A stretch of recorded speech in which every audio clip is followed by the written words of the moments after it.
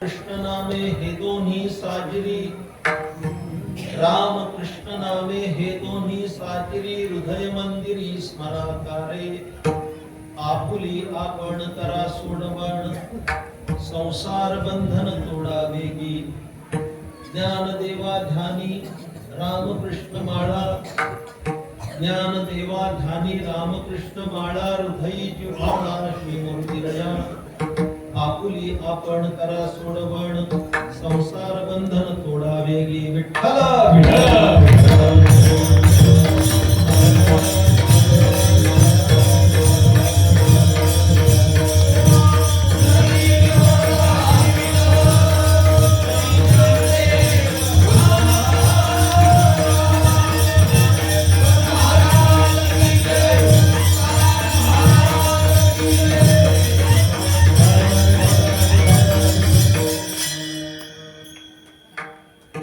रामकृष्ण नामे हे दोन्ही साजिरी, हृदय मंदिरी स्मराकारे, आपुली आपण करा सोडवण, संसार बंधन तोडा वेगी.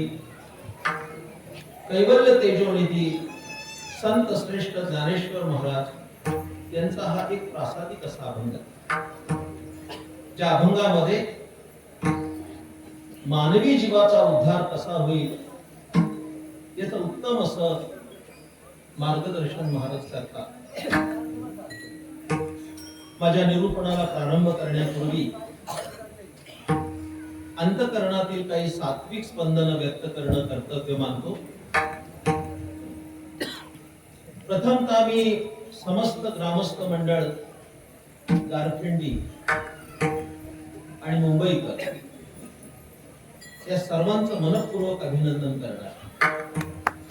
अभिनंदन कशा करता? महाराज उद्याचे महाराज बाबा पुढे या इथे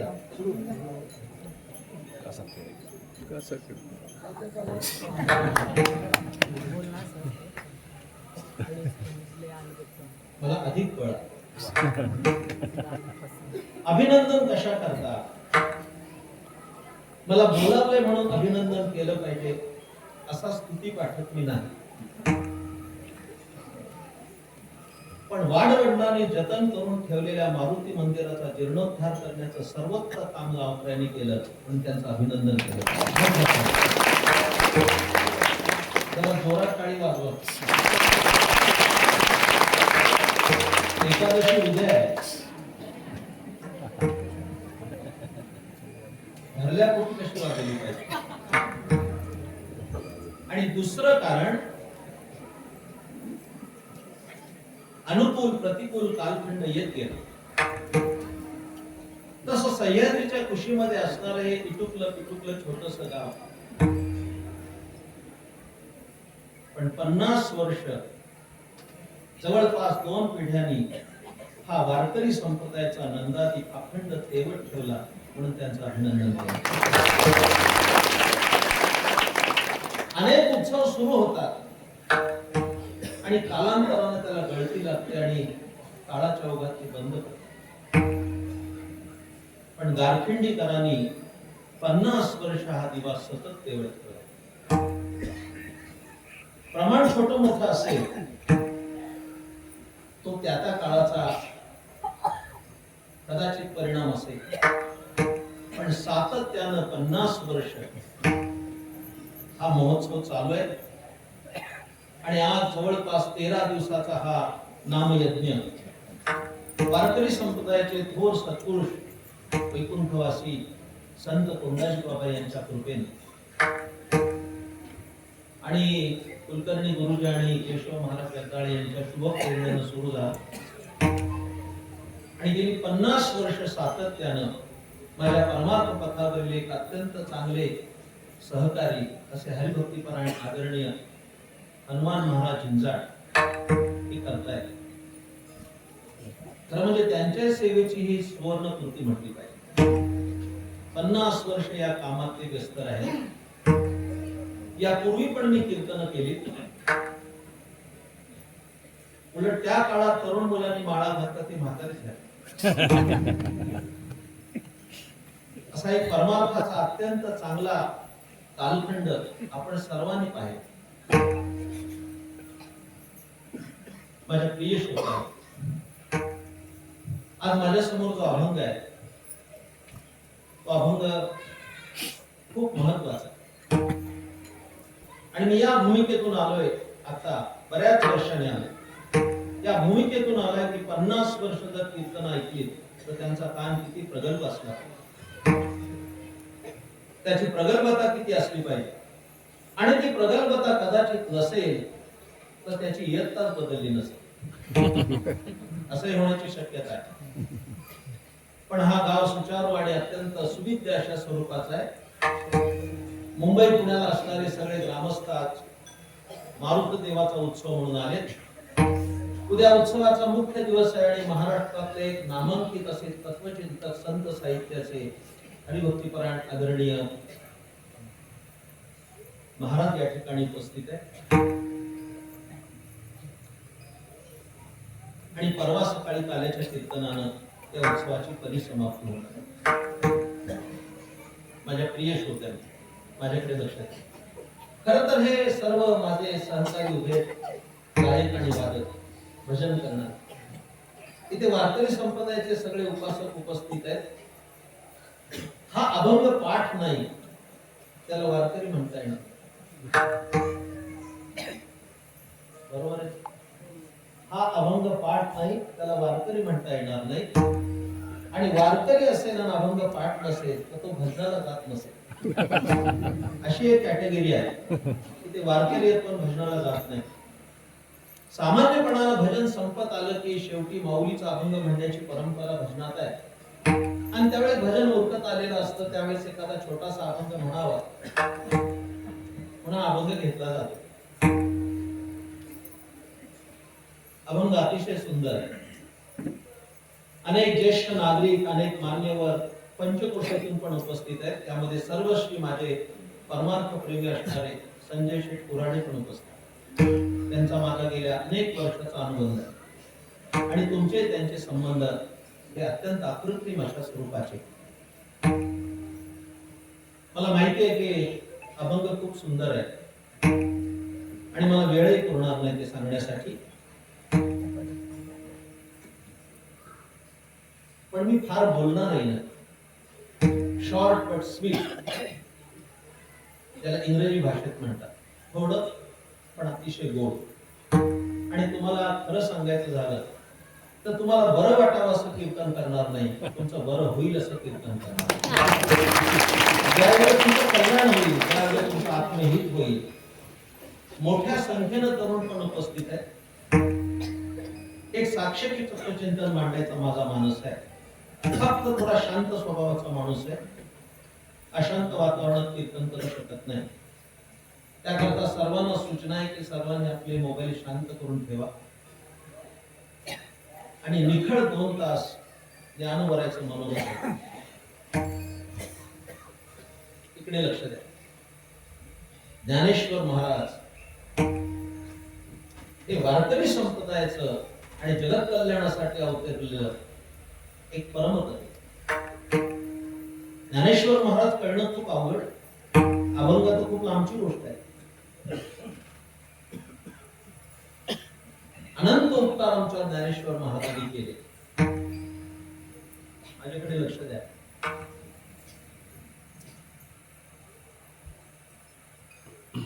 जेव्हा मी परदेशात गेलो तर मला तिथल्या काही लोकांनी प्रश्न विचारला की ज्ञानेश्वर महाराजांवर तुमची एवढी श्रद्धा का? तर मी असं नाही सांगितलं की त्यांनी रेडा बोलवला, भिंत चालवली, सच्चिदानंद बाबांना उठवलं. कर्तुम अकर्तुम अन्यथा कर्तुम शक्ती असणाऱ्या महापुरुषाच्या जीवनात अशा घटना घडू शकतात. माझं बोलणं नीट ऐका तर कळेल. ज्ञानेश्वर महाराजांनी रेड्याच्या डोक्यावर हात ठेवला आणि रेडा वेद बोलला, नवल नाही. कोणी पत्रकार असेल तर एवढंच छापू नका, सकाळीच गोंधळ होईल अख्ख्या महाराष्ट्रात. माझं वाक्य पूर्ण आहे का? ज्ञानेश्वर महाराजांनी रेड्याच्या डोक्यावर हात ठेवला आणि रेडा वेद बोलला, याचं मला नवल वाटलं नाही. माझं पुढचं आहे का? नसता बोलला तर नवल झाला असता. काही कळतंय का नाही? ज्ञानेश्वर महाराजांसारख्या महापुरुषाचा हात लागला, रेडा बोलला ना, बोललाच पाहिजे ना. बोलला हे नवल नाही संजू शेठ, बोलला नसता तर नवल झालं असतं. आता कल्पना करा की इथे 10 वर्षाचा मुलगा आहे आणि तिथे मारुती प्रकट झाला खरा खुरा, आणि त्याने त्या मुलाच्या डोक्यात हात ठेवला आणि तो उड्डाण करून दिल्लीला गेला, तर नवल नाही. त्याचा तो मारुती कसा? मारुतीचा स्पर्श झाल्यानंतर त्याच्या कृपा प्रसादानं काय होऊ शकतं? रेडा बोलला, बोललाच पाहिजे. माझे सद्गुरू संत श्रेष्ठ धुंडा महाराज इंदोरकर हे ज्ञानसूर्य होते, त्यांचा मी विद्यार्थी. आमचे महाराज असे म्हणायचे की ज्ञानोबरांनी रेडा बोलवला ते कित्येक रेड्यांना अजून पटत नाही. महाराज ज्ञानोबरांनी रेडा बोलवला हे कित्येक रेड्यांना पटत नाही. पण त्याच्या खालचं वाक्य फार चांगलं होतं. ते म्हणायचे त्यांनी रेडा बोलवला का ना बोलवला हे तुम्हाला पटो नाही तर न पटो, पण आमच्यासारखे हजारो रेडे ज्ञानोबांनी बोलायला लागले की केवढी मोठी क्रांती विचार करा. तो चतुष्पाद बोलवला इथेच समाधी आहे रेडा महाराजांची, बरोबर आहे की नाही? आळ्याला मी अनेकदा कीर्तन केलंय तिथं रेडा समाधी. सोन्याचा कळस बसला त्यावेळेला मी कीर्तन केलं. माझे मित्र मोहन मुकुंदराव पाटील यांनी पुढाकार घेऊन सुवर्ण कलश बसला रेडा समाधी. तसा पुणे जिल्ह्यातला पहिला सोन्याचा कळस आळ्यालाच बसला. लक्षात माझ्याकडे लक्ष आहे. मी जेव्हा जातो ना विश्वनाथी, जेव्हा जातो तिथं मी त्या रेडा महाराज त्यांना नमस्कार असा करत नाही, डोकं टिकून. मी केलं ते सांगतो. तिथं असं मुख आहे रेड्याचं.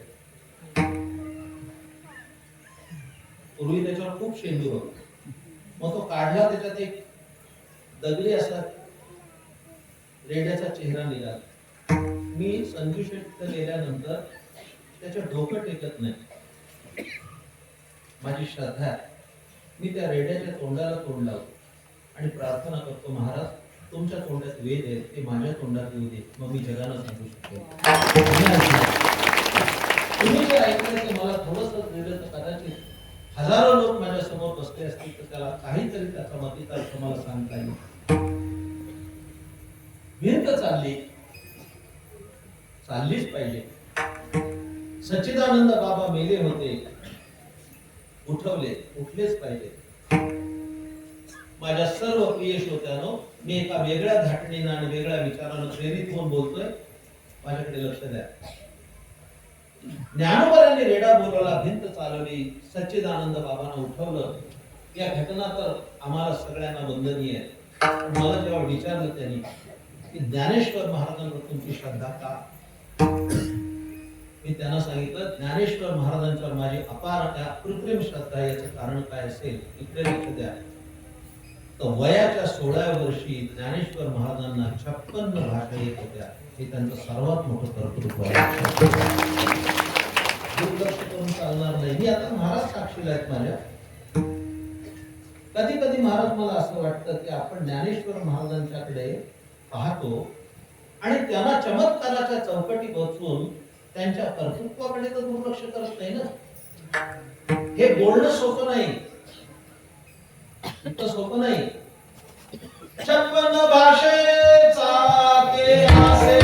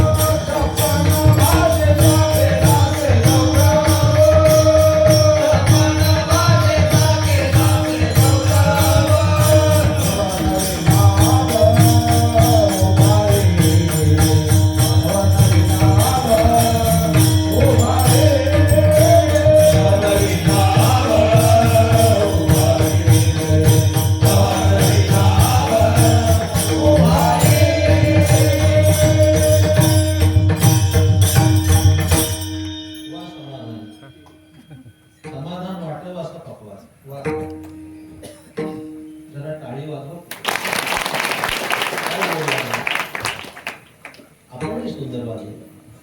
दोन्ही कसे अगदी तुल्य वाजले.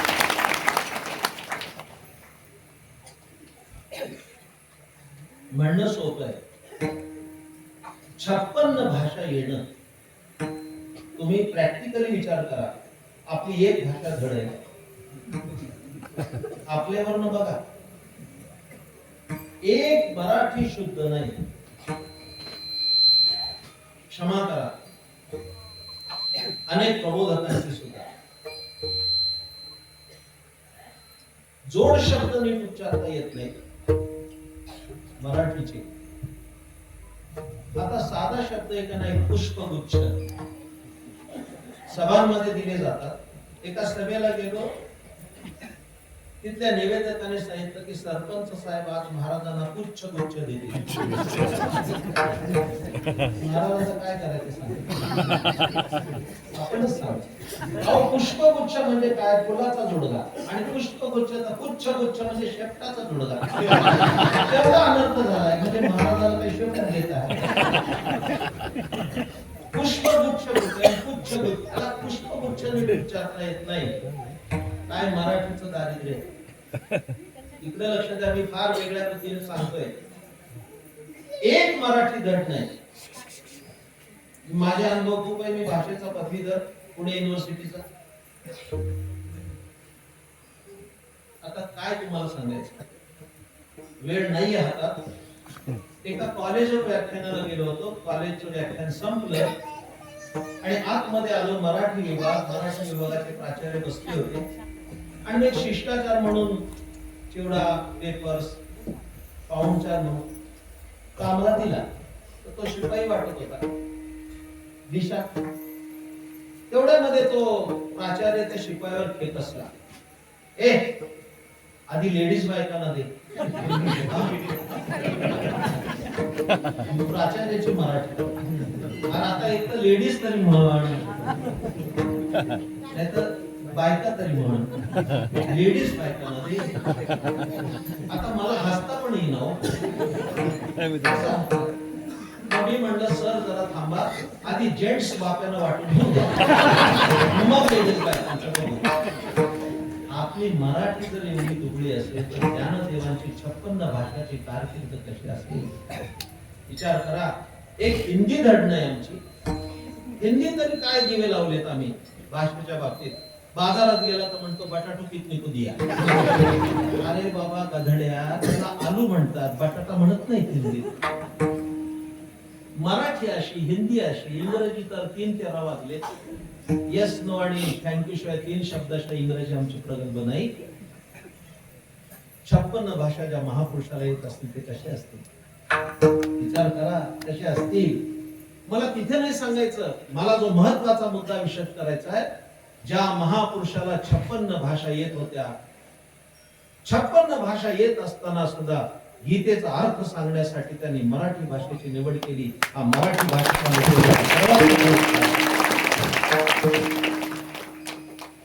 मला सांगा, जर त्याने ज्ञानेश्वरी कानडीत केली असती तर कुणाला एंडू गुंडू आला आणि कोण नारकुंडू म्हटला काय कळलं असतं मला सांगा ना. पण ज्ञानेश्वर महाराज मराठीचे प्रेमी. आहा, तिरी संस्कृताची गहने तोडून या मराठी या शब्द सोपाने रचिली धर्म निधाने श्रेणी वृत्ती देवे. माझा मराठाची बोलू कौतुके परी अमृतातेही पैदा जिंके. ऐसी अक्षरे रसिके मेळवीन ये मराठीची नगरी ब्रह्मविद्येचा सुखाळू करी म्हणणारे ज्ञानेश्वर महाराज. आता वैश्विक संमेलन भरलं, 4थं जगातलं मराठी संमेलन, वैश्विक संमेलन. नीट आहे का, नाशिकला भरलं. देश विदेशातून 4000 लोक आले होते त्याला, मराठी प्रेमी. त्यात माझं 45 मिनिटाचं भाषण आहे. माझी काय आत्मस्तुती म्हणून सांगत नाही. त्यामध्ये मी सांगितलंय संस्कृत ही देवभाषा आहे, मराठी ही संत भाषा आहे. संतांनी त्याचा अंगीकार केला आणि जनमानसासाठी. अहो एक लक्षात घ्या, माझ्याकडे लक्ष द्या, मला वेळ पुरणार नाही, मला पण माहिती आहे. विचार करा या गोष्टीचा. आपण सगळे बसलेले बहुजन, संस्कृतचा आम्हाला गंध नाही, पण वेद काय, पुराण काय, शास्त्र काय, रामायण महाभारतादी नाटक काय किंवा काव्य काय, हे सगळे संस्कृत मध्ये. या सगळ्याचा अर्थ असणारी श्रीमद भगवत गीता सुद्धा संस्कृतात. आणि संस्कृत भाषा जगासी कळे म्हणून नारायण दयाली. अर्जुना संकट पडता जड भारी, गीता सांगे हरि कुरुक्षेत्री, तोच अवतार धरी अलंकापुरी, ज्ञानाबाई सुंदरी ताराबाई. मराठी केलं नाही तर आम्हाला कळलंच नसतं. स्पष्ट बोलायला काय अडचण आहे. ज्ञानेश्वर महाराजांच्या अगोदर सगळी कवड आमच्यासाठी बंदच होती. तत्वज्ञान कळत नव्हतं लोकांना. पण एक घास विसाठाई की जे त्यांच्याच भाषेत पुरुषाला नाही कळणार पण सगळ्या माता भगिनींना कळेल. एखादं लहान लेकरू असेल, त्या लहान लेकराला भरवायचं असेल तर ते खात नाही. मोठा थोरला घास असेल तर त्याचे लहान लहान 20 घास करते. आणि एक घास काऊचा, एक घास चिऊचा, एक घास मामाचा, एक घास मावशीचा. नाव माहेरचीच घेते. एक घास चुलतीचा म्हणत नाही. तो भाग आला आहे का, छोड दो यार. पण 20 घास करते, त्या मुलाचं पोट कसं भरेल हे बघते.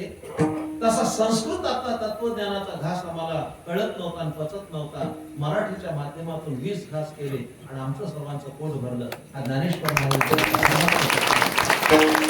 काय केलं. म्हणून तर म्हणावं लागलं, प्रगट गुह्य बोले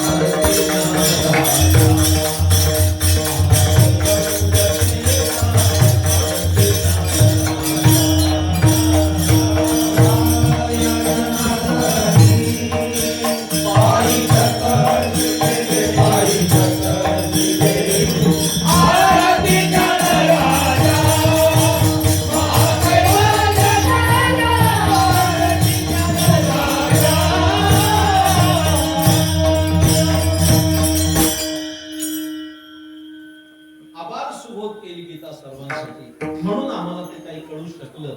लक्षात ठेवा, अजूनही ज्ञानेश्वरी कळतेच असा दावा करण्याचं काही कारण नाही. आयुष्यभर जेव्हा ज्ञानेश्वरीचं आम्ही सूक्ष्म रीतीनं काही चिंतन करू तर थोडीशी हातात येईल. इकडे लक्ष द्या. ज्ञानेश्वरीचा ज्ञ करू नये इतके आपण आज्ञा लोक, इतकं सोपं नाहीये. पण ज्ञानेश्वर महाराज हे माऊलीच्या अंतःकरणाचे, म्हणून तर माऊली म्हटलंय सर्वांसाठी सुलभ केलं. आता मी काय सांगतो ते ऐका. जीवन सगळ्यालाच मिळतं. प्रस्तावना संपते माझी. जीवन सगळ्यालाच मिळतं पण सगळ्याला कळत नाही. फार थोड्या लोकांना कळत. हे लक्षात घ्या. कारण उद्धाराचं साधन फक्त मानवी जीवनात आहे आणि इतर कोणत्याही युनिट नाही. माझं सगळं लहानपण मुंबईला गेलं. माझे वडील क्लास 1 ऑफिसर होते. शिक्षण मुंबईत झालं. तर मुंबईकर आले त्यांना सांगतो, त्यांना कळेल. कारण माझा दृष्टांत त्यांना कळेल कारण ते मुंबईत राहतात. एकदम सुपर फाईन दृष्टांत. काही मुंबईला गेलेलं न कळेल पण एवढं काही लगेच लक्षात येईल असं नाही. पण मी खुलासा करून सांगतो. आता तुम्ही जेव्हा रेल्वे स्टेशनला उतरता, कोणाला वेळ आहे? सकाळी 8:34 लोकल पकडली तर संध्याकाळी भेटीवरनं 5:27 पकडून घरी यायचं. प्लॅटफॉर्मला उतरल्यानंतर रिक्षासाठी पळायचं असं धकाधकीचं जीवन. प्लॅटफॉर्मला दादू कोण बघते? आता सांगतो, बघितल्यावर आता घरी गेल्यावर बघा.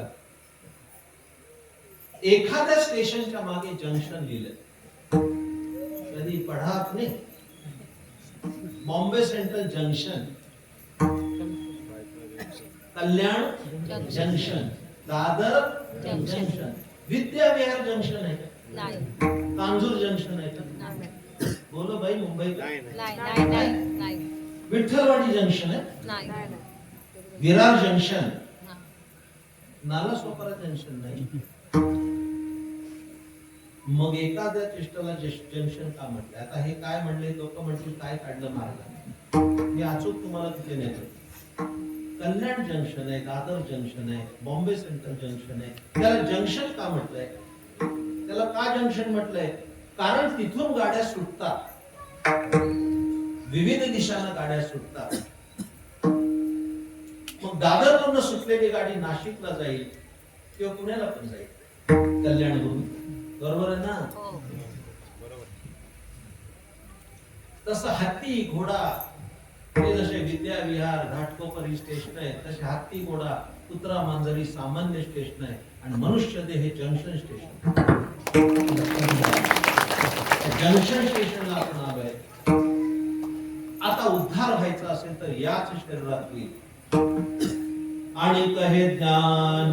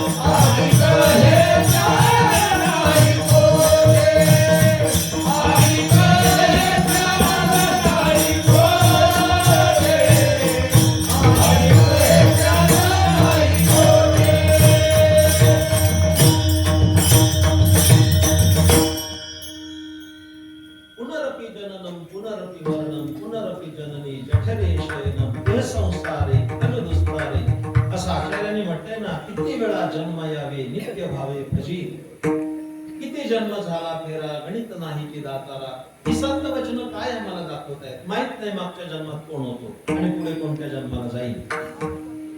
या जन्मातच कदाचित झाला तर तुमचा उद्धार होईल, अन्यथा नाही. मौज एक पा इकडे लक्ष द्या. म्हणून ज्ञानवरायांनी, मी आज अभंग जरी घेतला असला तरी त्या संबंधानं मला जे मांडायचे ते वेगळं आहे. ज्ञानवराय काय सुंदर वर्णन करतात. आपुली आपण करा सोड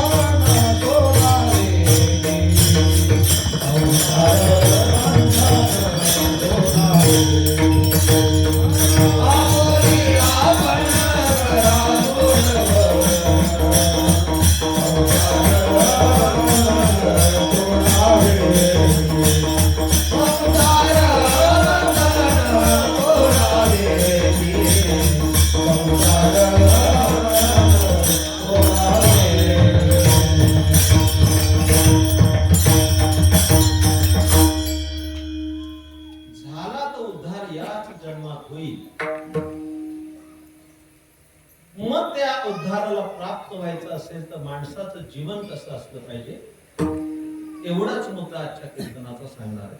आणि वेळ मिळाला तर बाकीच्या चरणाचा विचार करीन. असं काही गारपिंडीकरांचं माझं ठरलं नाही की सगळा अभंग संपला पाहिजे.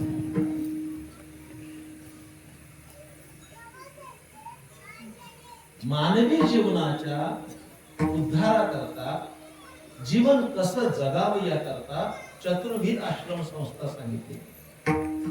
त्याकडे जरा मला लक्ष द्यायचे. सध्याची जीवन प्रणाली आणि शुद्ध मराठीत सांगायचं झालं तर आत्ताची लाईफस्टाईल बघितली तर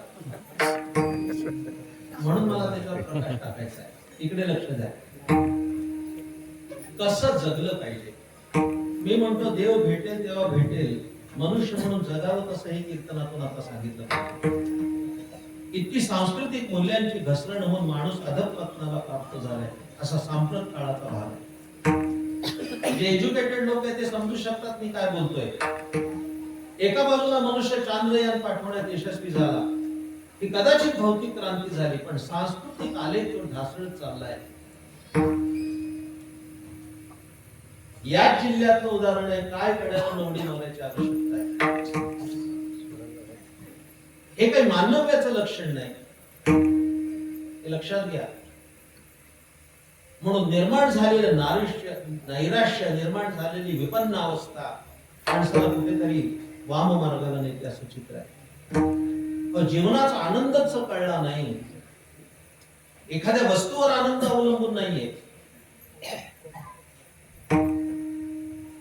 पण संतांनी वर्णन केलेल्या ईश्वरालाही वस्तू म्हटलंय, त्या वस्तूशिवाय आनंद नाही. इकडे लक्ष द्या. साधारणपणे 100 वर्षाचं आयुष्य माणसाला आहे. भेसळयुक्त पदार्थात आम्ही किती जगू हे ज्याच्या त्याच्या ह्युमिनिटीवर अवलंबून आहे. पण 100 वर्ष आयुष्य आहे. आता त्याची वर्गवारी कशी केली त्या त्या कॅटेगरीतले लोक असतील त्यांनी ऐका. मी सांगतो सगळं. श्रीमद भागवत महापुराणात सुद्धा याचा विचार आलाय. वय वर्ष 0 ते वय वर्ष 25 फक्त आणि फक्त अभ्यास केला पाहिजे. या कॅटेगरीतल्या सगळ्या मुलांनी लक्षात ठेवा, अभ्यासाव्यतिरिक्त काही करता कामा नये. 14 विद्या आणि 64 कला याची कोणती तरी एक कला आपण स्वीकारून त्यात नैपुण्य पण संपादन केलं पाहिजे. लहान लहान मुलं उभी आहेत, उद्याचे प्रबोधनकार आहेत, ते खूप अभ्यास केला पाहिजे. अभ्यासाव्यतिरिक्त राहता कामा नये. आम्हाला सगळ्यांना तत्वचिंतकांना उदासीन आहे. महाराजांना विचारा, माझ्यापेक्षा जास्त त्यांचा अनुभव मोठा आहे. कधी का आम्हाला सुद्धा उदासीन नाही की कशासाठी आम्ही जातोय समाजात आणि समाजाला कशासाठी सांगतोय. जर बदल होणारच नसेल, एक लक्षात घ्या, आजचा जो वर्ग आहे 25वीतला मोबाईल नावाच्या एका यंत्राने कदाचित बर्बाद होतो का काय अशी शंका वाटते. इकडे लक्ष द्या. मी तुम्हाला एकच सांगू इच्छितो, ब्राह्म मुहूर्तावर उठलं पाहिजे. विस्तार होईल, पण एक वाक्य सांगतो. ज्या व्यक्तीला मोठं व्हायचंय त्याचं अंथरूण सूर्यनारायणांनी पाहता कामा नये, तरच ती व्यक्ती मोठी होते. आज चित्र काय आहे? ब्राह्म मुहूर्तावर उठलं पाहिजे. आताची पिढी ब्राह्म मुहूर्तावर झोपायला जाते 2 आणि 3 पर्यंत, आणि मग सकाळी 11 वाजता झाली भली पहाट. यश येणार नाही मंडळी. खूप अभ्यास केला पाहिजे. हा ब्रह्मचारी आश्रम आहे. पहिला आश्रम ब्रह्मचारी. त्याने अक्षरच झोपली पाहिजे, लक्षात ठेवा. जी म्हणून मोठी माणसं झाली 25 त्यांनी अत्यंत मेहनतपूर्वक अभ्यास केला, ती मोठी झाली. ज्ञानोबा म्हणतात ना, म्हणून अभ्यासासी काही सर्वथा दुष्कर नाही, या लागे माझ्या ठाई अभ्यास मेळ. अभ्यास करणाऱ्या माणसाला काय अडचण आहे? इकडे लक्ष द्या.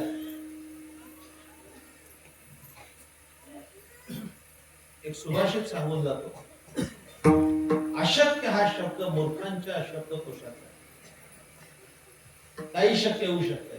साधूनी वचनाग खाती तोळा तोळा आणि काती डोळा न पाहावे. मला आता त्याचा विस्तार करायचा नाही. या कॅटेगरीत जे 0 ते 25 असतील त्यांनी उत्तम पद्धतीने अभ्यास केला पाहिजे. हा ब्रह्मचारी आश्रमाचा सर्वात मोठा कर्तव्याचा भाग आहे.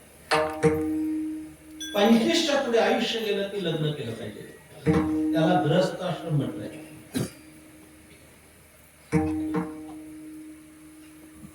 आता 36च्या 40च्या पुढे गेले. मला समाज जीवन फार ढवळून निघालं. 40 वर्षाची मुलं झाली, लग्न नाही. त्याचं कारण माहितीये, इसवी सन 2006ला द आर्ट ऑफ लिव्हिंगचे प्रणेते श्री श्री रविशंकरजी, खूप मोठं काम आहे, त्यांनी दिल्लीला कॉन्फरन्स घेतली the India are missing daughters या सब्जेक्टवर. त्याच्यात मला निमंत्रित केलं होतं. त्यामध्ये 18 मिनिटाचं भाषण आहे. The India are missing daughters. स्त्री आणि भ्रूण हत्येमुळे झालेलं व्यस्त प्रमाण मुलींचं आज समस्या ठरू पाहते. पंजाब मध्ये दर 1700 मुली आहेत. 300 मुलांना लग्न नाही करता येणार. आणि महाराष्ट्र काही कमी नाहीये. महाराष्ट्रामध्ये दर 1000 फक्त 850 मुली आहेत. 150 मुलांना कुंभमेळ्यातच जावं लागतं. करणार काय दुसरं? 25व्या वर्षी लग्न झालं पाहिजे. मी ते विस्तारपूर्वक बोलू इच्छित नाही. आणि मग 25 ते 50 उत्तम संसार केला पाहिजे. मी हे सांगतो, हे अगदी प्रामाणिकपणानं सांगतोय.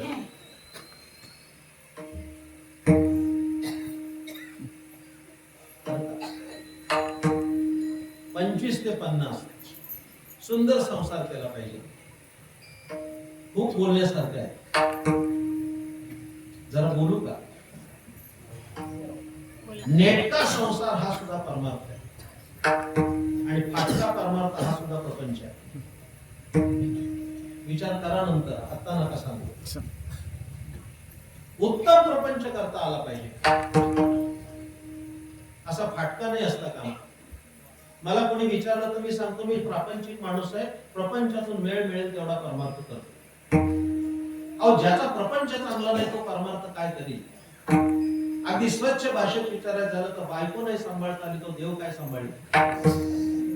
जयाचे ऐहिक रड नाही तयाचे परत्र कुशसी काही, ज्ञानोबारांनी प्रश्न विचारलाय. सुंदर संसार असला पाहिजे.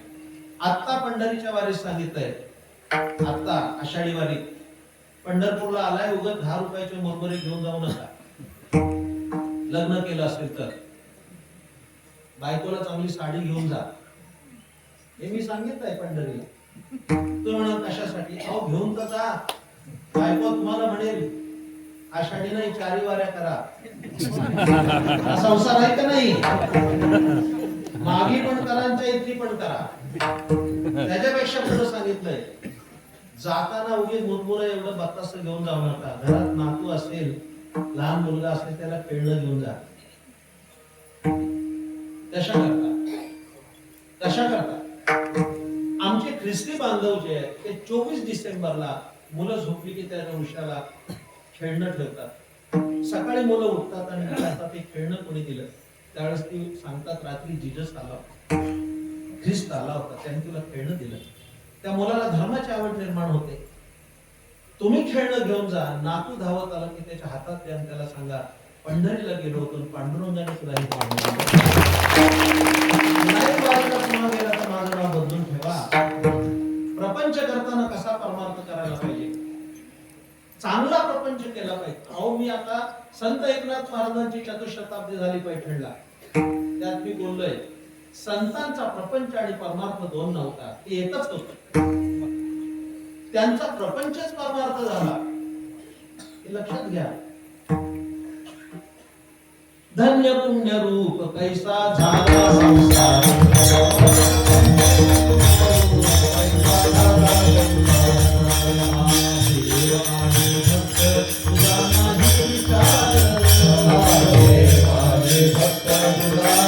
भक्त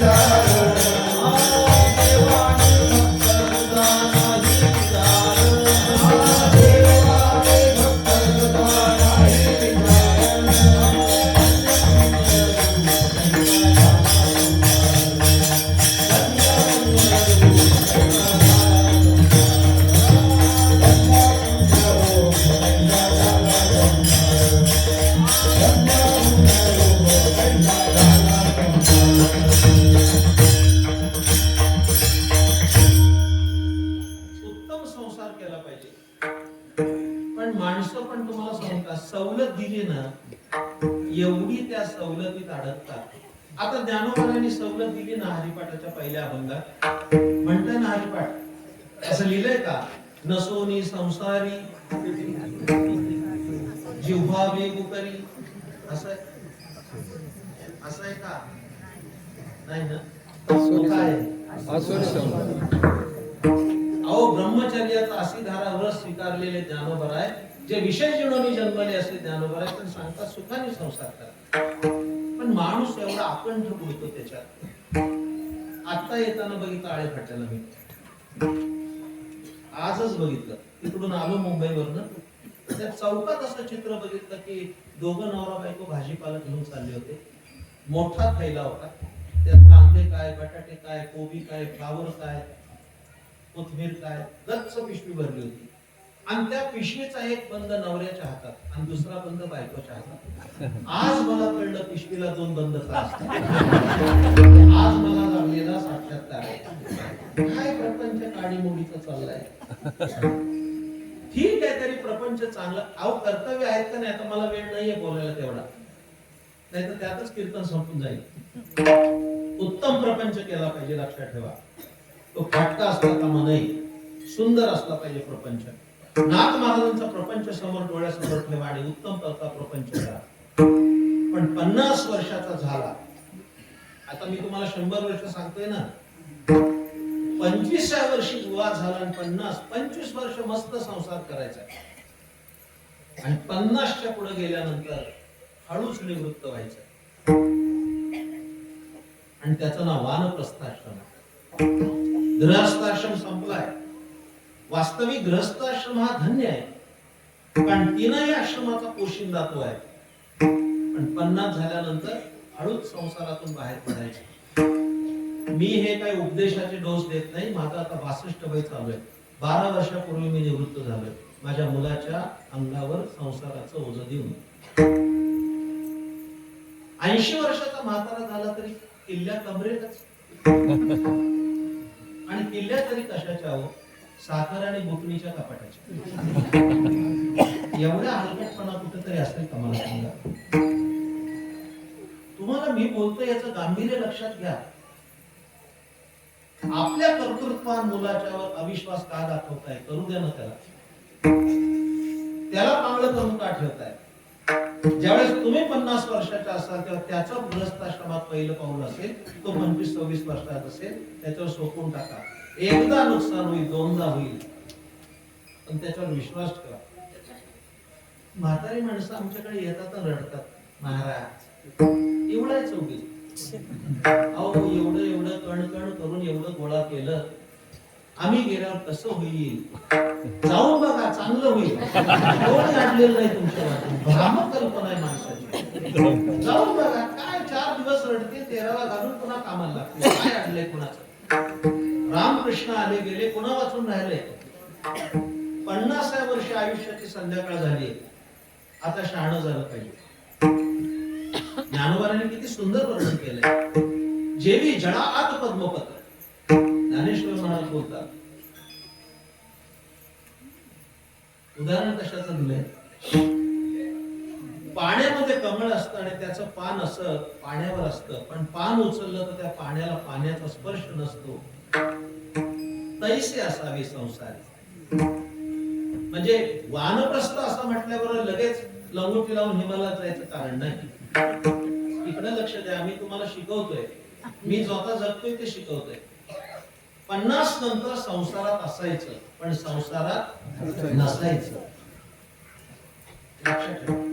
विश्वनाथ गेला का 50च्या पुढे? आता असं जगायचं. संसारात असायचं, पण संसारात नसायचं. फिनिश. मस्त राहायचं. जरा शब्द वापरू का? आपल्याच मुलांचं पोट कौतुक बघत राहायचं. हा सल्ला द्यायचा, हे चुकलंय. प्रत्येक गोष्टीत नाक खुपसायचं काही कारण आहे? करू दे ना त्याला. त्याच्या मुक्त हस्तानं त्याला करू दे. एक सुपर फाईन तुम्हाला सांगतो कसं जगायचं, हे शिकवायला चालू आहे 50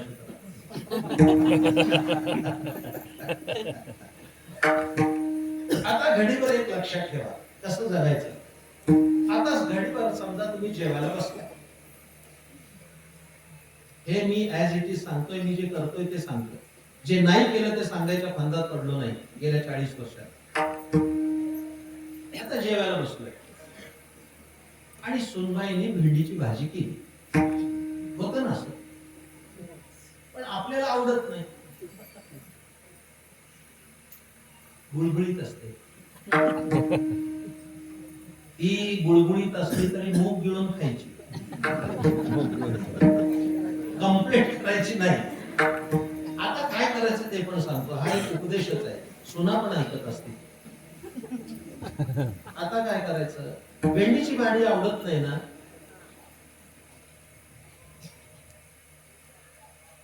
सुनबाई मला काय भेंडीची भाजी आवडत नाही, मी कधी खाल्ली नाही, तुझ्या सासूच्या हातची पण खाल्ली नाही, पण काय तुझ्या हाताला चव आहे, मला गवारीची भाजी आवडते ग, पण तू भेंडीची भाजी इतकी सुंदर केली, मग भेंडीची भाजी एवढी चांगली करतेस तर गवारीची किती छान करशील.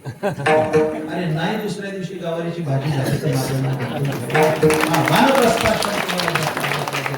आनंदाने जीवन जगण्यापेक्षा तुम्ही जर काही टॉर्चर करत बसला तर आनंद कसा मिळेल.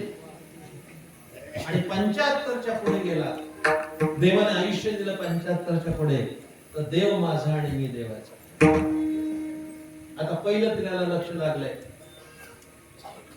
आपल्याला घ्यायला कुणी येऊ, त्याच्या अगोदर पिशवी भरून तयार पाहिजे, मृत्यूला सामोरं गेलं पाहिजे. भ्याडपणानं मागे जाण्यात काय अर्थ आहे, मस्त शेवटी परमार्थ करायचा. या सगळ्या जीवन प्रणालीला जीवन धन्य असं जगाल तर कोण सोडवायला येणार. महाराज मला समोर येत आता, हा जो दुसरा चरण आहे हा इतका सुंदर आहे. तिथून सुरुवात केली मी आज निरूपणाला, पहिल्या चरणापासून नाही केलेली. जे सुज्ञ श्रोते त्यांना कळलं असेल की दुसऱ्या चरणातून चिंतनाला सुरुवात केली. महाराजांना माहितीये, एकदा काही लोकांनी, आता हा एवढा किचकट विषय सांगायचं कारण नाही, महाराजांच्या उपस्थितीमुळे काही लोकांनी असा जावई शोध लावला की ज्ञानेश्वरी सांगणारे ज्ञानेश्वर महाराज आणि अभंग करते ज्ञानेश्वर महाराज हे दोन होते. असं लावला का नाही शोध. पण त्याचं पूर्ण निराकरण मामांनी ज्ञानेश्वरीच्या प्रस्तावनेत सगळं केलं. तुम्ही वाचा प्रस्तावना 150 पानाची, ज्ञानेश्वरी वाचायच्या अगोदर. हे दोन ज्ञानेश्वर नाहीयेत, ज्ञानेश्वर महाराज एकच आहे ज्याने ज्ञानेश्वरी सांगितली आणि ज्यांनी अभंग लिहिले. आता हा जो अभंग आहे याचं अवलोकन करताना जे अभ्यासक बसले तिथे गीतेचे व ज्ञानेश्वरीचे, त्यांनी वाचा. श्रीमद भगवद्गीतेच्या 6व्या अध्यायाच्या 5म श्लोकाचा म्हणजे तुम्हाला कळेल. उद्धरेदात्मनात्मानं आत्मानं साधयेत आत्मैव ह्यात्मनो बंधू आत्मैव रिपुरात्मनः. हा श्लोक आहे का नाही. तव हसवून श्रीकृष्ण म्हणे, नवलन आहे तुझे बोलणे, कवणाशी काय दिजेल कवणे अद्वैती ये. खालची टीका आहे. खरं तुम्ही घरी गेल्यावर संस्कृत बघा, फार सुंदर भाषा आहे ज्ञानेश्वरी. अर्जुनाने प्रश्न विचारलाय, माझा उद्धार कोण करेल. तव हसवून श्रीकृष्ण म्हणे. अजब आहे, गेली 45 वर्ष मी साकल्याने ज्ञानेश्वरीचं चिंतन करतोय, अजून माझी ओंजळ मोकळीच आहे. काय एक एक सौंदर्य कळत ज्ञानेश्वरीची, काय काय मजा आहे. माझी आत्मस्तुती होईल कदाचित. लॉकडाऊन पडलं, बाहेर जाता येत नव्हतं ना, आताही कोणी येत नव्हतं, काय करायचा हा प्रश्न होता. माझे मित्र पुण्याचे शशिकांत काटे यांनी मला सुंदर हँडमेड पेपर आणला, म्हणजे झाडाच्या लगद्यापासून बनवलेला, आणि त्याचं कटिंग करून मी त्याच्यावर ओम नमोच्या आत्म्यापासून ते येणेवरे ज्ञानोदय सुखिया झाला संपूर्ण ज्ञानेश्वरी हस्तलिखित केली 9 महिने बसून. त्या वेळेचा सदुपयोग करणं आणि त्याचा परिणाम असा झाला की अशी काही काही स्थळं सापडली ज्ञानेश्वरीत. आता हा श्लोक बघा, अभ्यास म्हणून समोर ठेवतोय. तर हसवून श्रीकृष्ण म्हणे. आता ही काही हसायची जागा आहे का. हसतो कधी माणूस. माझे गुरुदेव सद्गुरु धुंडा महाराज येगलूरकर यांनी या श्लोकाचा निरूपण करताना या ओवीच्या निरूपणात सांगितलं होतं भगवान श्रीकृष्ण हसले, त्याची 14 कारणं सांगितली होती चातुर्मासात. तेव्हा मी पाठाला गेलो होतो, असायचो तेव्हा.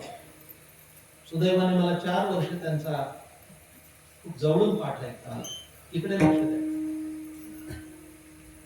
आता गदेचे ठणठणाट, तलवारीचे खणखणाट, आरोळ्या किंकोळ्या, युद्धभूमीवर रक्ताचे पाठ वाहतात, हसायची जागा आहे.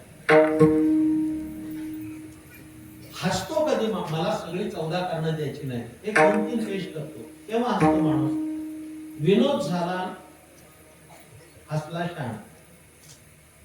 बरोबर आहे? विनोद झालाच नाही आणि हसला, वेडाच आहे. आणि विनोद होऊ नये हसला नाही तो त्याच्या पुढचा वेळ. काही काही ना काही कळत नाही. काही काही गावाला आम्ही जातो, काहीही सांगत त्यांना. आम्हाला वाटतं आपण तर बहिरेच्या गावाला नाही ना, काहीच कळत नाही. अगदी खुशाल खांबाला टिकून बसलेले असतात, फक्त बुक्का लावून हार घालायचा असतो. जिवंतपणाची कोणतीच लक्षणं नाही. अशा श्रोत्यांपुढे काय गीता वाचणार आहे?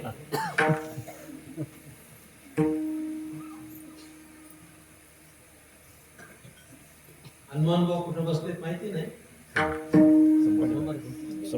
पण एक जुने कीर्तनकार वैकुंठवासी परम आदरणीय नामदेव आप्पा शामगार इथं आले होते. माहिती आप्पा कीर्तन करायचं, पण फार विनोदी करायचे. आप्पांचं कीर्तन फार विनोदी असायचं. त्याने एकदा दृष्टांत सांगितला, माणसाची फजिती झाली की हसू येतं.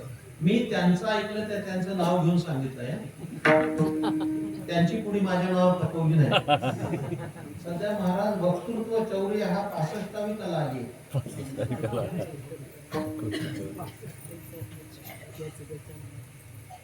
जे ती कार्बन कॉपी काढून नामदेव आप्पांनी एक गोष्ट सांगितली होती. काय सांगितली होती? एका जोडप्याला मुलगी झाली. लग्न झाल्यानंतर 2-3 वर्षामध्ये आपलं ते होतं. आम्हाला सुद्धा फोन येतात, हॅलो महाराज रामकृष्ण आहे, रामकृष्ण आहे, गुड न्यूज. आम्ही समजतो काहीतरी चांगलं झालंय, गाडी तरी घेतली, जमीन तरी घेतली. अहो मुलगा झाला, वा वा अभिनंदन. शिष्टाचार आहे ना. पण तो आम्हाला म्हणतो अभिनंदन काय, आता चांगलं नाव शोधा आणि जगात नाव नाही असं शोधा, माझ्या मुलाला ठेवायचं. आम्हालाच काम आहे. म्हणजे उद्योग त्यांनी करायचे, आम्हाला कामाला लावायचं. ज्ञानेश्वरी सोडून हे उद्योग करावे काय? मला तिकडे जायचं नाही. त्या दाम्पत्याला मुलगी झाली, आप्पा सांगायचे. ऐकताय ना? ऐकताय ना? आणि त्या दाम्पत्याने त्या मुलीचं नाव ठेवलं फजिती. अनकॉमन असं कोणाचंच नाही ना. नाव काय ठेवलं? फजिती. पुढे आप्पा काय सांगायचे? ते जोडपं त्या पोरीला घेऊन 4-5 वर्षाची पोरगी झाली, ते जत्रेला गेले आणि त्या जत्रेत ती पोरगी हरवली. हात सुटला. ते नवरा बायको कावरे बावरे झाले, भेटेत त्याला म्हणायचे आमची फजिती बघितली का? आप्पा आमची फजिती बघितली का? आप्पा म्हणायचे, ते म्हणायचे आमची काय कमी चालली तेव्हा तुमची बघावी. आमची कुठे कमी चालली तेव्हा तुमची बघावी. दृष्टांत संपला. मी का दिला? इकडे लक्ष द्या, माझ्याकडे लक्ष द्या. काय सांगत होतो मी? दृष्टांत काय चाललाय?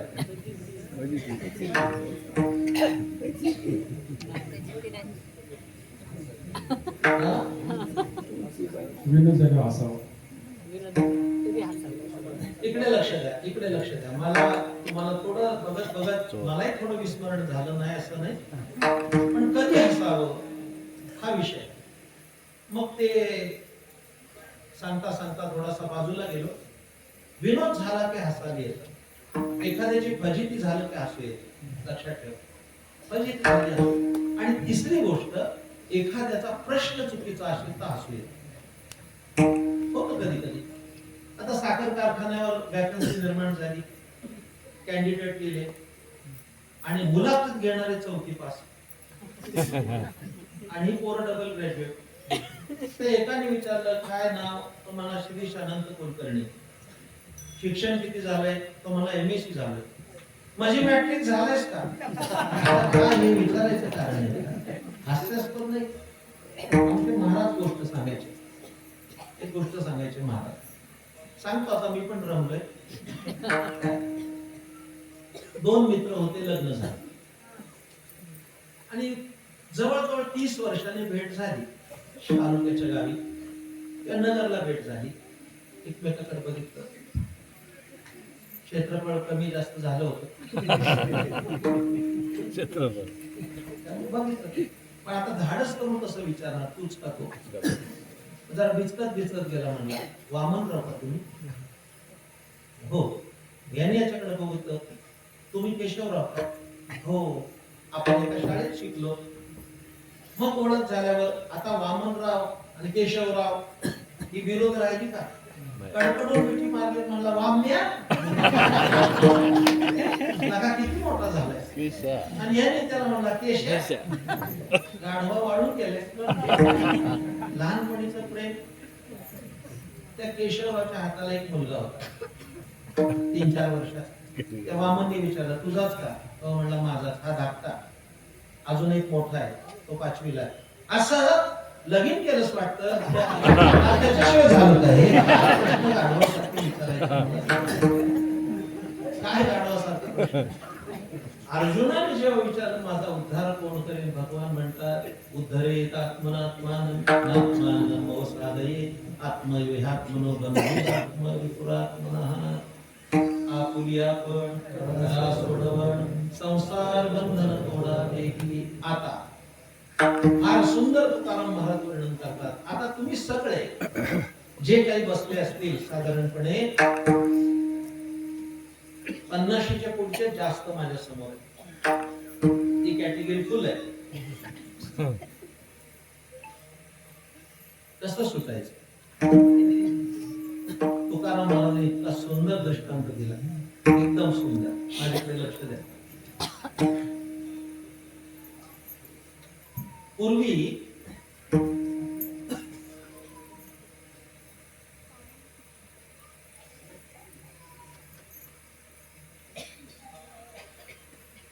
बघा कसे टावकारून एवढं शांत बसलं पाहिजे. पिन ड्रॉप सायलेन्स याला म्हणतात. वाचणी पडली तर आवाज आला पाहिजे. पूर्वी काही बाईंना वाटलं महाराजाला आठवणच झाली. 45 वर्ष गेली त्याच्यात आता. तेव्हा ते माझ्याकडे लक्ष द्या. पूर्वी अशा बारीक काठाच्या घागरी होत्या, बारीक गळ्याच्या. पुरुषांना नाही कळणार, बायकांना माहिती. बारीक गळ्याच्या घागरी. आता ती भांडी बदलली. त्या घागरीमध्ये एका बाईनी फुटाणे ठेवले आणि ते फुटाणे जे आहेत ना, माकडाला सर्वात आवडीचा पदार्थ काय असेल तर फुटाणे. माकडाला जास्तीत जास्त आवडतात. माझा स्वानुभव सांगू का? म्हणजे मी काही माकड नाही. मी बिर्ला कॉलेजचा विद्यार्थी बरं का. जे मुंबईकर आहेत त्यांना माहितीये, कल्याणच्या बिर्ला कॉलेजचा मी पहिल्या बॅचचा विद्यार्थी. इकडे लक्षात आहे, 81 ला. तिथे हाजी मलंग डोंगर आहे, त्याला मलंगड म्हणतात. मी 12वी ला असताना माझी कीर्तन चालूच होती. तर माझे मित्र म्हणाले महाराज चला आपण हाजी मलंगला जाऊ. तर म्हणलं चला. आम्ही गेलो, बसने गेलो आणि त्या हाजी मलंग पायथ्याला उतरलो. तर चाला 7-8 पोरं होतो आम्ही. 18 वर्षाचं वय. तो एक माझा मित्र म्हणला काठी घ्यावी लागते. मी काय म्हातारा नाही, आता काठी आली माझ्या हातात मानानं. पण तेव्हा काय धड धाकट आणि तालमीत जात होतो. एका दमात 125 नमस्कार घालत होतो. मला खोटं वाटते. इकडं नसतो आलो तर हिंद केसरी झालो असतो. ते आमचे पैलवान होते. माझ्या मित्राचा मुलगा आहे, 65 किलो गटात खेळतोय आता स्टेट लेवल. 16 वर्षाचा मुलगा आहे, पण 6 फूट आहे का. 125 नमस्कार घालत होतो. आता म्हणलं काठी कशाला घ्या तर खरं म्हणले लागते. 1 रुपयाला ती भेंडीची काठी हिरवी पिवळी केलेली, मुंबईचा नाटक हा. हाजी मलमची काठी फेमस. गेलो पुढे गेला म्हणले फुटाणे घ्या. आता फुटाणे कशाला म्हणलं, मला काय आवडत नाही. अहो म्हणले माकडं खार आहे, त्याला फुटाणे दिल्याशिवाय ते पुढे जाऊ देत नाही. फुटाणे जे घ्यायला गेलो बरं का दादा, फुटाणे घ्यायला गेलो 1 रुपयाला 100 पुढ्या फुटाण्याच्या. 1982 साली 1 रुपयाला 100. मला वाटलं काय फुटाणे फुकट आहे, 1 रुपयाला 100 पुढ्या. मी माझ्या त्या मित्राला म्हणलं काय रे अर्जुन, 100 पुढे एका फुटाण्या, 1 रुपयात 100 पुढे, 1 पैशाला 1 पुडी, एवढे फुटाणे स्वस्त. तर म्हणला महाराज उघडून बघा, आणि उघडून बघितलं तर एका पुडीत एकच फुटाणा.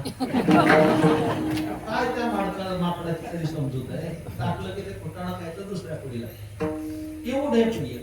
आता काय झालं, त्या बाईने ते फुटाणे ठेवले अशा घागरी. बाई बाजारात गेली आणि एका माकडानं फुटाणे बघितले आणि ते खिडकीतून उडी मारून घरात आलं आणि त्या घागरी खात घातला फुटाण्याच्या आशेने. फुटाणे हातात घेतले, मूठ फुगली, आता गळ्यातलं कुठं बाहेर येते. जोर लगा काही ते माकड ओढायचं रक्त बंबाळ हात झाला, पण ओरडायला लागलं मला कोणी सोडवा, मला कोणी सोडवा, मला कोणी सोडवा. कोण सोडवणार?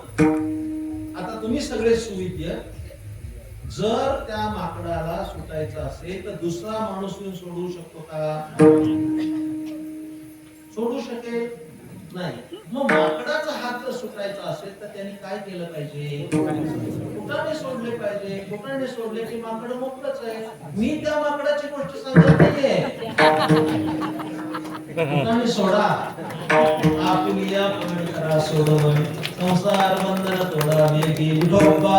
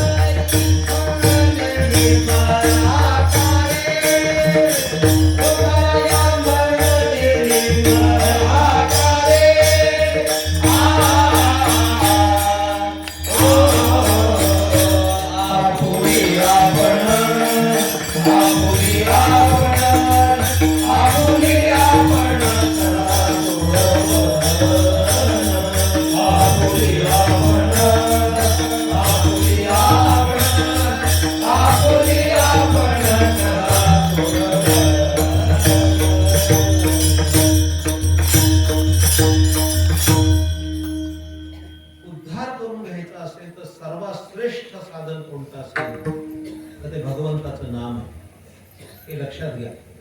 पण ज्ञानेश्वर महाराज म्हणतात राम कृष्ण नामे ही दोन्ही साजिरी हृदय मंदिरी स्मराकारे.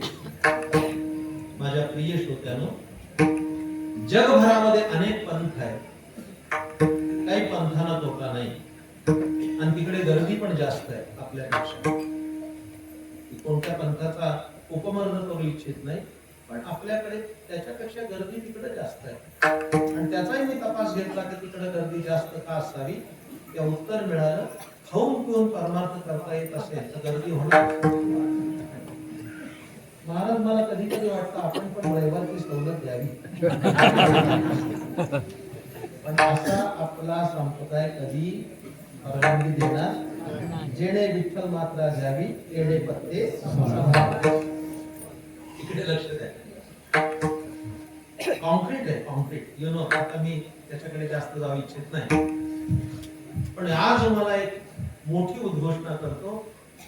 जगात अनेक पंथ असतील, पण शहाण्या लोकांचा पंथ कोणता असा प्रश्न आला तर फक्त वारकरी पंथाचं नाव घ्यावं.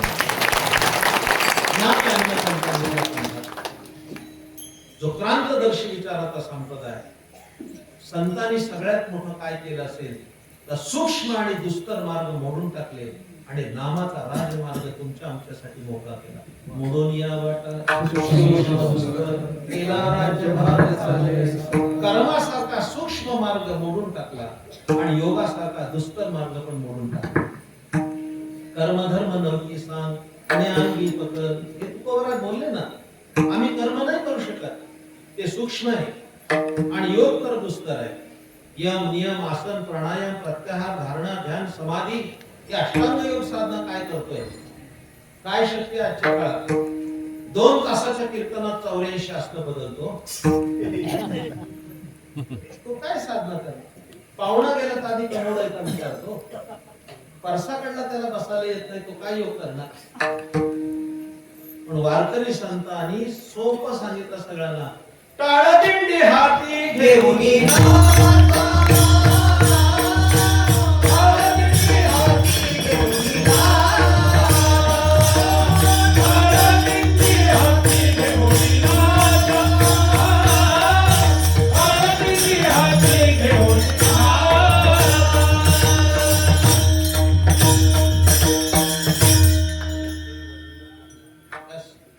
नामासारखं श्रेष्ठ साधन नाही, हे लक्षात ठेवा. उगीच डोळे झाकून बसू नका. डोळे झाकून बसलं तर देव सोडून सगळं दिसतं. प्रयोग करून बघा, किती सोपं आहे. आता मला वेळ शिल्लक राहिला नाही, आणखी मला काही विशेष चर्चा करायची आहे. सर्वसामान्य आपण सगळे वारकरी, कुटुंबवत्सल वारकरी, अहो येता जाता उठत बसता कार्य करता भगवंताचं नामस्मरण घ्यावा. कधी घ्या, कधी घ्या, कुठे घ्या, कसंही घ्या. काळ वेळ नाम उच्चारिता रामकृष्ण हरी रामकृष्ण हरी. काय अडचण आहे म्हणायला. माझ्याकडे लक्ष द्या, मी काय म्हणतो ते ऐका. जरा माझ्याकडे लक्ष द्या.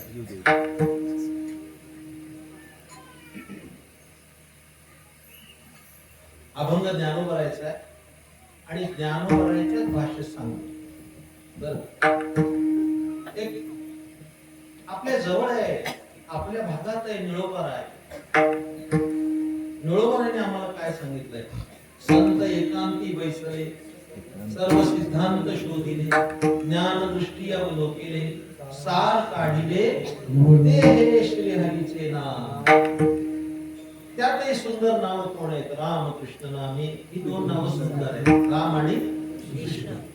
महाराज, माझा योग खूप चांगला आहे, देवाने खूप चांगलं मला ठेवलंय. अनेक महान भगवत भक्तांचं ऐकण्याचं दर्शन घेण्याचं भाग्य लाभलं. श्रीमद भगवत पूज्यपाद संत डोंगरेजी महाराज, त्यांचं दर्शन पण दुर्मिळ होतं, पण त्यांच्याच चरणाजवळ असून त्यांच्याच मुखातून 3 वेळा श्रीमद भागवत महापुराण माझी खूप मोठी संपत्ती आहे. तो बताते थे, हिंदी में बताते थे. राम आणि कृष्ण ही 2 नावं सुंदर आहेत.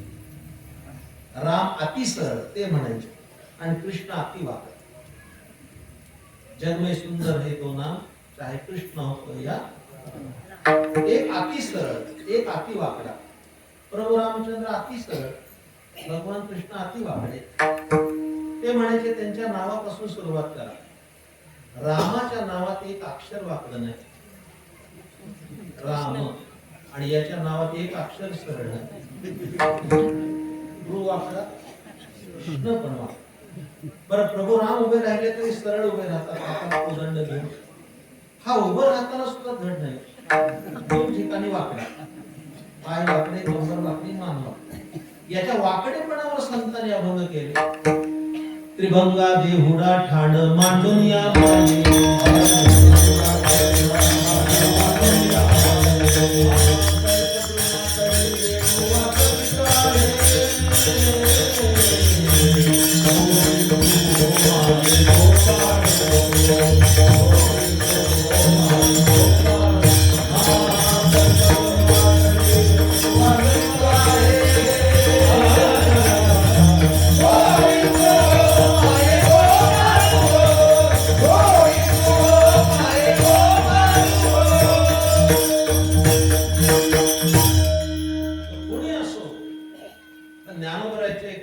सुंदर प्रमाण देतो आणि सेवा पूर्ण करतो. थकून आलोय मी खरं म्हणजे. अलीकडच्या 5-6 वर्षात प्रकृतीच्या अस्वास्थ्यानं मला उभं राहून बोलता येत नाही, त्यामुळं तुमच्याशी बसून बोलावं लागतंय, त्याबद्दल क्षमा प्रार्थी. फार सुंदर ज्ञानोबाचा अभंग आहे. गाते श्रोते आणि पाहते, गाते श्रोते आणि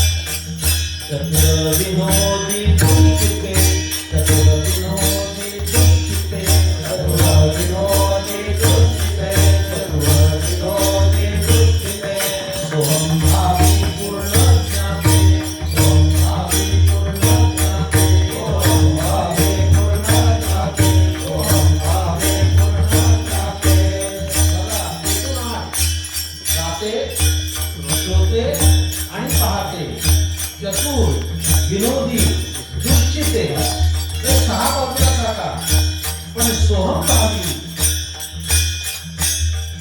आणि अनुहात धनी वाहे सकला पेंडी राम नाही मुक्ती कैसा करे 50 अक्षरी करते बरोबरी.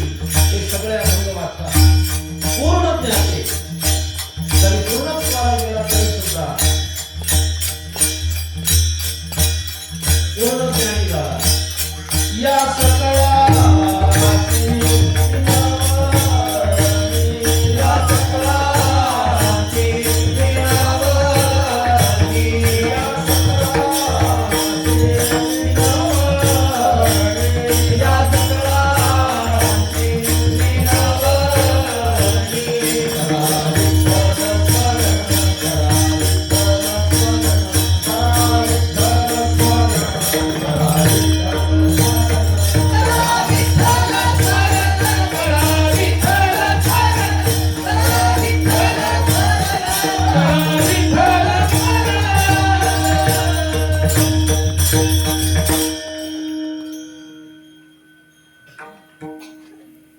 कीर्तनातून आज उठला की उद्यापासून एक लक्षात ठेवायचं, या कीर्तनाचं फलित काय असेल तर भगवंताच्या नामाशिवाय कोणती दुसरी साधना करायची नाही, तरच उद्धार होईल. लक्षात ठेवा. ज्ञानवाचं कोण एवढं शिकायचंय. करा विठ्ठल स्मरण नाम रूपी अनुसंधान, जाणून भक्ता भवलक्षण जघन प्रमाण दावी तसे. ज्ञानवार म्हणतात मीही तेच केलं. ज्ञानदेवा ध्यानी राम कृष्ण हृदयी जिव्हाळा श्रीमूर्ती रया आपल्या पण करा सोडवण संसार बंधन तोडा रीती. अभंगाचा विचार मी संक्षेपानं विदित केला. गारखिंडीकरांच्या बरोबर काही मला संवाद साधायचा आहे, कारण मागच्या कालखंडात मी खूप वेळा आलो. मध्यंतरीच्या काळात मला शक्य झालं नाही, जरी हनुमंत महाराज मला सातत्यानं बोलत होते तरी. पण यावर्षी त्यांनी आग्रहपूर्वक वर्षभर अगोदर सांगून ठेवलं की बाबा तुम्हाला गारखिंडीला सुवर्ण महोत्सवाला यायचंय, म्हणून येणं झालं. माझ्या बरोबर आलेले माझे मित्र संजय शेटकुराडे आणि बाकी सर्व मंडळी समारोप करतो. सगळ्या तरुणाईला मला सांगायचं आहे की खूप प्रलोभन आहे. वाईट खाऊ नका, वाईट पिऊ नका. मांसाहार आपला आहार नाही. काल मुंबईत कीर्तन होतं, मी सांगितलं वाईट खाऊ नका. एक भेटायला म्हणला कसं खाणार, श्रावण चालू आहे. या महिन्यापुरता नाही बोललो मी. वाईट खाऊ नका, मांसाहार आपला आहार नाही. वाईट पिऊ नका, दारू गांजा अफू चरस काडी माडी मादक खाऊ नका, पिऊ नका. परस्त्री पाप नजरेनं पाहू नका. दररोज आंघोळ करा, तुळशीला पाणी घाला, एकादशीला उपवास करा, जय जय रामकृष्णारी मंत्र म्हणा, आळंदी पंढरी देहू त्र्यंबक पैठण अशी संत तीर्थाची वारी करा आणि सुखाने संसार करा. आणि हे सगळं करण्यासाठी गळ्यात तुळशीची माळ घाला. त्याच्यासारखा आनंद कशातच नाही. कशातच नाही. एका श्रीमंत घरात माझा जन्म झाला, पण वयाच्या 16व्या वर्षी गळ्यात तुळशीची माळ घातली. आज 62 चालू आहे. 16 ते 61 अखंडपणानं वेल एज्युकेटेड असून सुद्धा, पोस्ट ग्रॅज्युएशन झाल्यानंतर सुद्धा फक्त ज्ञानोबा तुकोबाचा विचार महाराष्ट्रासह भारतात आणि देश विदेशात नेण्याचं सौभाग्य लाभलं. आमची मनाची माळ आहे असे म्हणणारे शहाणे कधी मला अजून कळलं नाही किती मनाची, 2 मनाची का 5 मनाची.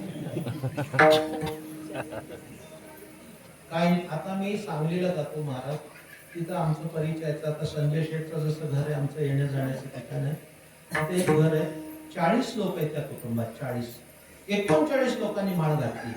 पण त्या म्हाताऱ्याचा 80 वर्षाचा म्हातारा आहे, त्याचा 2 नंबरचा मुलगा माळ घालत नाही. आता संक्रांतीला सप्त्याला गेलो होतो, म्हणलं तात्या तुमचा 2 नंबरचा मुलगा राहिलाय, त्याला माळ घाला. तो म्हातारा म्हणला त्याला नाही माळ घालायची. मी म्हणलं का? तो पाहुण्यासाठी ठेवला. काय नियोजन आहे घरात. एखादा पाहुणा जर आला रविवारचा तर एक नमुना पाहिजे आपल्याला. असं नमुन्यावारी राहिलं असेल तर राहू नका. आज एकादशीचा पवित्र दिवस आहे, स्मार्त एकादशी, उद्या भागवत एकादशी. माळ घाला. आता त्या काळात विश्वनाथची माळ घातली आहे, दादून माळ. समाधान चांगलं पक्व होते त्याला माझीच माळ. एवढं मोठं एक व्यक्तिमत्व घडलं. लहान असताना त्यांनी माळ घातली आळकुटीला. असती तर घातली असते असं तोंड वेंगाळू नका. आम्ही गाडीतच माळा ठेवतो. कोणाला उपलब्ध झाली तर मी इथे बसतोय, आता 10 मिनिटं बसणार आहे. या आणि माळ घाला बरं का. आयुष्याचं कल्याण करा. तुम्हाला काय सांगू म्हणतात, ज्या अनेक विठ्ठल भक्तांची मी चरित्र वाचली, त्याच्यामध्ये सद्गुरू दादा महाराज सातारकर हे खूप मोठे संत होते. म्हणजे परमपूज्य बाबा महाराज सातारकर यांचे ते आजोबा. दादा महाराज पंढरीला गेले, तिकडे लक्ष द्या. आणि वास्कर फडावर जाऊन त्यांनी माळ घातली, नाचायला लागले. तर त्यांच्या जोडीदाराने विचारलं का नाचता? त्यामुळे आनंद झाला. कशाचा? माळ घातल्याचा. त्यात कसला आनंद? दादा महाराज म्हटले काल गळ्यात माळ नव्हती, गळा उघडाच होता, गळा मोकळा होता. तेव्हा जर मरण आलं असतं तर कोणाचं म्हणून गेलो असतो. आज गळ्यात तुळशीची माळ पडली, उद्या जरी मरण आलं तर ज्ञानोबा तुकोबाचं म्हणून कशाला नमुन्यावारी राहताय? इथे या, सरळ माळ घाला, आयुष्याचं कल्याण करून घ्या. मी काय म्हणतो ऐका एका वाक्यात, आम्हाला या जन्मात संत होता येणार नाही, पण संतांचं तर होऊया. संत नाही होता येणार किती ताकद लावली तरी. ज्ञानोबा तुकोबा आम्ही होऊ शकत नाही, पण ज्ञानोबाचं होऊया. काय अडचण आहे? काय अडचण आहे? अगदी कंठ रवानं सांगतोय, ज्याला माळ घालायची त्यांनी इथे या. आम्ही आळंदीला 20 रुपयाला माळ घेतो, 20 रुपयाला देतो. पार्थ महाराज उभे, त्यांच्याकडनं घ्या. त्याला विचारू नका 50च्या 3 देतो का. आमचं दुकान नाहीये. फक्त खेड्यापाड्यात मिळत नाही. माझं संजू शेठ ठरलंय, इतर लोकांना नावं ठेवण्यापेक्षा आपला संप्रदाय मोठा केला पाहिजे. हीच भूमिका ठरवते. कोणाला कळवण्याचं नसतं. आपलं ठरलंय त्याप्रमाणे हेच आम्हा करणे काम हे वाढवावे ना. कीर्तन संपलंय. आणखीन 5 मिनिटं मला तुमच्याशी बोलायचं आहे. जिथं उपक्रम केला तिथं उपसंहार घेतलाय. जवळपास 2.5 कोटीचा प्रकल्प आहे. अनेकांनी देणग्या दिल्या, मोठमोठ्या देणग्या दिल्या. काम चालू आहे. सगळं दगडाचं काम करण्याचा मानस व्यक्त केलेला आहे. मंदिर पाहिजे.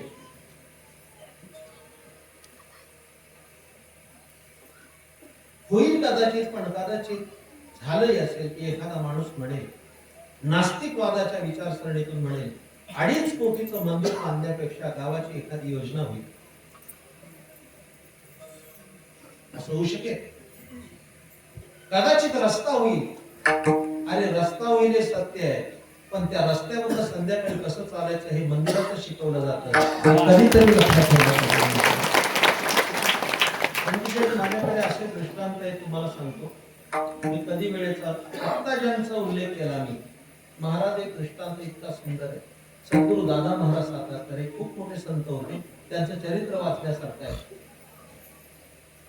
त्याच काळात एक खूप मोठे, आता नाव घेणंही मला जरा जड वाटू लागलंय पण बोलतो. त्या काळामध्ये शीघ्र कवी असणारे लावणी कलाकार होते पठ्ठे बापूराव कुलकर्णी. श्रीमंत होते, शीघ्र कवी होते. आज सुद्धा कोणताही तमाशा कलावंत पठ्ठे बापूरावला नमन केल्याशिवाय तमाशा करणार नाही. लक्षात ठेवा. पण लोकांनी त्यांच्यावर टीका केली. ब्राह्मण होते. लोक म्हणायचे ज्या घरामध्ये टाळ वाजले पाहिजे त्या घरात बायांचे चाळ वाजतात. बहिष्कृत केलं, वाईट टाकलं. त्यामुळे त्यांचा सगळा विचार बदलला आणि जे भेटेल संत त्या संताची टिंगल करू लागले. भेटेल त्या संताची धर्माची कवाडी करू लागले. त्यांच्या कानावर दादा महाराज सातारकरांची वार्ता आली की सातारला एक खूप मोठे संत राहतात. एके दिवशी सातारला फिरत फिरत आले. आठवण आली म्हणजे त्यांना पण भेटून जाऊ. पण दादा महाराजांच्या भेटीला आले. दादा महाराज त्यांच्या मारुतीच्या मंदिरात असे राजगंडे होते, गोरे पान होते दिसायला, दर्शनीय प्रशस्ती पुण्य पुरुष होते. ते दरवाजात आले. दरवाजात येऊन त्यांनी बघितलं की हे दादा महाराज आहे. पण खवचट बुद्धीने विचारलं दादा महाराजांना, आत यावं का? ते तिथूनच टिंगलीला सुरुवात. दादा महाराज या नाही म्हटले. ते पण तोडीला तोड उत्तर दिलं, दरवाजा उघडाच आहे. पेरले ते उगवते बोलण्यासारखे उत्तर येते, दरवाजा उघडाच आहे. मग दादा महाराजांना त्यांनी उत्तर दिलं, मी पठ्ठे बापूराव तमाशा करतो. लोक मी बिघडलोय म्हणून म्हणतात, म्हणून विचारला आत येऊ का नको मंदिरात. दादा महाराजांनी उत्तर दिलं ते तुम्हाला फार मोठं आहे औषध. दादा महाराज म्हणाले, रोग्यांसाठी हॉस्पिटल्स असतात आणि बिघडलेल्या लोकांसाठी मंदिर बांधले जातात. पहिल्यांदा मंदिर म्हणजे केवळ दर्शनाकरता नाही, ती सांस्कृतिक केंद्र बनावी आणि पुढच्या पिढीसाठी एक आदर्श बनावा. म्हणून सगळ्यांना माझं सांगणं आहे, आपण मुंबईकर असाल, पुणेकर असाल, नाही तर गावातले लोक असाल, या मंदिरासाठी आपण प्राणपणानं आपल्या देणग्या दिल्या पाहिजेत.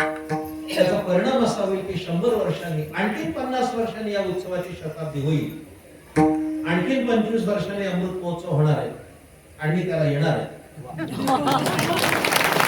जास्त म्हातारा झालेला असते, पोपट महाराज पण येतील, ते पण थकलेले असतील, समाधान पण असेल, तो जरासा मध्यम वयाचा आलेला असेल. काय हरकत आहे, जिवेत शरदा शतामी म्हणण्याची परंपरा भारतीयांची आहे. शताब्दी जेव्हा होईल त्यावेळेस आपण कदाचित असू नाही तर नसू, पण अजून 50 वर्ष आपली कुठे विचार लागणार आहे. पुढच्या शताब्दीला आम्ही नसू, अमृत महोत्सवाला असू, पण शताब्दीला जरी नसू तर या मुलांची नातवंड सांगतील की आमच्या बापजाद्याने आमच्यासाठी मंदिर बांधलं. आमच्या घरात निर्माण होण्यासाठी आम्हाला प्रत्येकाला आपल्या रुपयातला 4 हिस्सा तरी मारुतीसाठी दिला पाहिजे. आणि मारुतीला विजय हा गुण आहे, लक्षात ठेवा. त्यामुळे तुम्ही जे द्याल ते 10 पटीनं तुमच्याकडे नाही आलं, मला नाव सर्वांना माझं आव्हान आहे, मुंबईकरांना, पुणेकरांना, चाकरमानी म्हणून कुठे गेला असाल तर आपल्या गावासाठी जननी जन्मभूमीश्च स्वर्गागती जरी येसवी, त्याच्यासाठी तुम्ही आपलं योगदान द्यावं आणि पुढच्या 51वा वर्ष या मंदिराच्या जीर्णोद्धारासह मंदिर सुंदर उत्सर्गा करता व्हावा.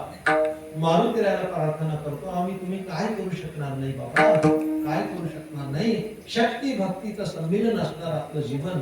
आम्हाला भक्ती द्या, आम्हाला शक्ती द्या आणि तुमचं मंदिर बांधायला काही अडचण नाही. तुम्ही बळ दिलं तर सगळं होऊ शकतंय. मारुतीरायाच्या चरणी सेवा समर्पित करतो. मला बोलावलं, गारखिंडीकरांचा माझा संबंध आहे म्हणून आलो. प्रकृती ठीक नाही तरी सुद्धा भगवंताच्या कृपेनं त्यांच्याच बळानं चाललंय. साळुंके मंजुळ बोलत असे वाणी तर बोलत एका थंडी वेगळाची. ज्याला माळ घालायची त्यांनी इथं या. पार्थ महाराजांकडे माळ घाला, घ्या, माळ घ्या, वारकरी व्हा आणि आनंदानं जीवन आपली कालक्रमणात आहे. ज्ञानदेवा ध्यानी रामकृष्ण ज्ञानदेवा ध्यानी रामकृष्ण ज्ञानदेवा ध्यानी रामकृष्ण ज्ञानदेवा संसार